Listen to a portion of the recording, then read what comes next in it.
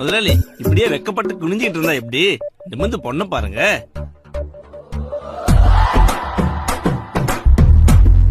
நான் வெக்கப்பட்டு குனிலடா, வந்த உடனே பாக்கெட்ல இந்த 10 ரூபா கீழே விழுந்துருச்சு. அதான் ரொம்ப நேரமா தேடிட்டு இருக்கேன், கிடைக்கல. கொஞ்சம் நவரு. புரோக்கர் சொன்னாரு அம்மா அப்பா இல்லன்னா கூட பையன் ரொம்ப பொறுப்பானவர்னு. பின்ன 2 வண்டியில ஆரம்பிச்சவரு இப்ப 6 வண்டி வச்சிருக்காருல.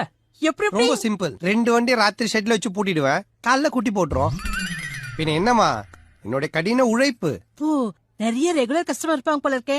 சேச்சே, நம்ம வண்டியில ஒரு தடவை ஏறின கஸ்டமரு இன்னொரு தடவை ஏறினதா சரித்திரமே கிடையாது.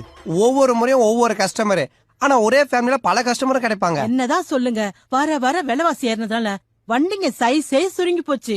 ஏன் ஹைட்டுக்கு எனக்கே தலையிடிக்குதா பாருங்களேன். ஆனா நம்ம வண்டியில அந்த பிரச்சனை கிடையாது. நீங்க காலை நீட்டி நல்லா தாராளமா படுத்துக்கலாம். என்னதான் வசதி இருந்தாலும் குறை சொல்றதுக்குன்னு சில பேர் இருப்பாங்களே. அதெல்லாம் மத்த வண்டியில.